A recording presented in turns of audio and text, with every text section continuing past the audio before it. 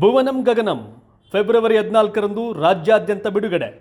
ರಾಜ್ಯದಲ್ಲಿ ಸರ್ಕಾರಿ ಅಧಿಕಾರಿಗಳ ಮೇಲೆ ದಾಳಿ ಆರೋಪ. ವಿಧಾನಸೌಧದಲ್ಲಿ ಆರ್ ಅಶೋಕ್ ಛಲವಾದಿ ದಿಢೀರ್ ಧರಣಿ.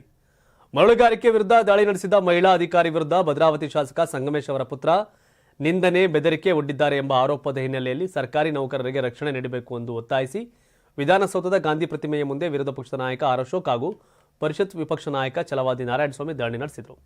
ಇನ್ನು ಪ್ರತಿಭಟನೆಯಲ್ಲಿ ಮಾತನಾಡಿದ ಆರ್ ಅಶೋಕ್, ನಿಷ್ಠಾವಂತ ಅಧಿಕಾರಿಗಳಿಗೆ ರಕ್ಷಣೆ ಇಲ್ಲವಾಗಿದೆ. ಸರ್ಕಾರಿ ಕೆಲಸ ದೇವರ ಕೆಲಸ ಅಲ್ಲ, ದೆವ್ವಗಳ ಕೆಲಸ ಎನ್ನುವಂತಾಗಿದೆ. ಕಾಂಗ್ರೆಸ್ ಹಾಗೂ ಅದರ ಅಧಿಕಾರಿಗಳು ಬಂದ ಮೇಲೆ ಸರ್ಕಾರಿ ಅಧಿಕಾರಿಗಳಿಗೆ ರಕ್ಷಣೆ ಇಲ್ಲದಂತಾಗಿದೆ ಅಂತ ಆರೋಪ ಮಾಡಿದರು. ಈ ಸರ್ಕಾರದಲ್ಲಿ ಮಹಿಳಾ ಅಧಿಕಾರಿಗಳು ಹೇಗೆ ಕೆಲಸ ಮಾಡಬೇಕು? ಮಹಿಳಾ ಅಧಿಕಾರಿಗಳಿಗೆ ಇಲ್ಲಿ ರಕ್ಷಣೆಯೇ ಇಲ್ಲ. ಮೈಸೂರಿನಲ್ಲಿ ಪೊಲೀಸ್ ಠಾಣೆ ಕಲ್ಲು ತೂರಾಟ ಮಾಡಲಾಗಿದೆ. ಒಬ್ಬ ಸಚಿವ ಕೃತ್ಯ ಸಿಗದವ್ರನ್ನ ಸಣ್ಣ ಹುಡುಗರು ಅಂತಾರೆ. ಬಾಂಬ್ ಸ್ಫೋಟ ಆಗಿದ್ದಾಗ ಅವರು ಬ್ರದರ್ಸ್ ಆದರು ಅಂತ ಕಿಡಿಕಾರಿದ್ರು. ಮಾಫಿಯಾದ ಕೈಯಲ್ಲಿ ಸಿಕ್ಕು ಈ ಸರ್ಕಾರ ಕಳೆದು ಹೋಗಿದೆ. ಅಧಿಕಾರಿಗಳ ಪಾಡು ಹೇಳುತ್ತಿರೋದು ಕೆಲಸ ಮಾಡೋ ಬದಲು ಆತ್ಮಹತ್ಯೆ ಬೆದರಿಕೆ ನಡೆಯುತ್ತಿವೆ. ಸಿಟಿ ರವಿ ವಿಚಾರದಲ್ಲಿ ಸರ್ಕಾರ ತೋರುವ ಕಾನೂನು ಪ್ರದರ್ಶನ ಈ ಪ್ರಕರಣಗಳಲ್ಲಿ ಯಾಕಿಲ್ಲ ಅಂತ ಪ್ರಶ್ನೆ ಮಾಡಿದ್ರು. ಈ ಸರ್ಕಾರದ ಭಾಗವಾಗಿರುವ ಪೊಲೀಸರ ಮೇಲೆ ನಂಬಿಕೆ ಇಲ್ಲ. ಈ ರೀತಿಯ ಘಟನೆಗಳಾದರೆ ಪೊಲೀಸರ ಆತ್ಮಸ್ಥೈರ್ಯ ಎಲ್ಲಿ ಉಳಿಯುತ್ತದೆ? ಈ ರಾಜ್ಯದಲ್ಲಿ ಮುಸಲ್ಮಾನರಿಗೊಂದು ಹಿಂದೂಗಳಿಗೊಂದು ಕಾನೂನು ಇದೆಯಾ ಅಂತ ಪ್ರಶ್ನೆ ಮಾಡಿದ್ರು. ಸರ್ಕಾರಿ ಅಧಿಕಾರಿಗಳನ್ನು ಟೀಕೆ ಮಾಡೋದು, ಅವರನ್ನು ಪ್ರಶ್ನಿಸುವುದನ್ನು ನೋಡಿದ್ರೆ ಅಧಿಕಾರಿಗಳಿಗೆ ಸರ್ಕಾರ ಬೆಲೆ ಕೊಡಲ್ಲ ಅನಿಸಿದೆ. ಸರ್ಕಾರಿ ನೌಕರರ ಸಂಘದ ಅಧ್ಯಕ್ಷರು ಇದರ ಬಗ್ಗೆ ಹೋರಾಟ ಮಾಡಬೇಕು. ನಾಳೆ ನಮ್ಮ ಪಕ್ಷದಿಂದ ಹೋರಾಟ ಮಾಡಲು ರೆಡಿ ಆಗಿತ್ತಿದ್ದೇವೆ ಅಂತ ನನ್ನ ಮೇಲ್ಮನೆ ವಿಪಕ್ಷ ನಾಯಕ ಸಾಂಕೇತಿಕವಾಗಿ ಪ್ರತಿಭಟನೆ ಮಾಡಿದ್ದೇವೆ ಅಂತ ತಿಳಿಸಿದರು.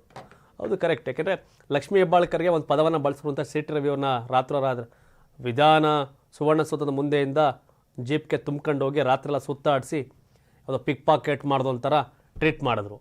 ಆದರೆ ಅದೇ ಲಕ್ಷ್ಮೀ ಹೆಬ್ಬಾಳ್ಕರ್ ಸಂಬಂಧಿ ಸಂಗಮೇಶ್ ಅವರು ಬೀಗ್ರು, ಅವ್ರ ಮಗ ಮಹಿಳಾ ಅಧಿಕಾರಿಗೆ ಆ ಶೈಲಿಯ ಮಾತುಗಳನ್ನೇ ಬಳಸಿದ್ದಾರೆ.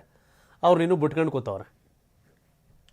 ಇನ್ನು ಕಾಂಗ್ರೆಸ್ ಸರ್ಕಾರದಲ್ಲಿ ಅವ್ರ ಪರವಾದವ್ರು ಮಾಡಿದ್ರೆ ಮಾತ್ರ ಕರೆಕ್ಟು, ಅಪೋಸಿಷನ್ ಮಾಡಿದ್ರೆ ಕಾನೂನು ಜಾರಿ ಅನ್ನೋದು ಆಗ್ಬಿಟ್ಟಿದೆಯಾ ಅನ್ನೋದು ಇವರು BJP ಅವ್ರ ಪ್ರಶ್ನೆ.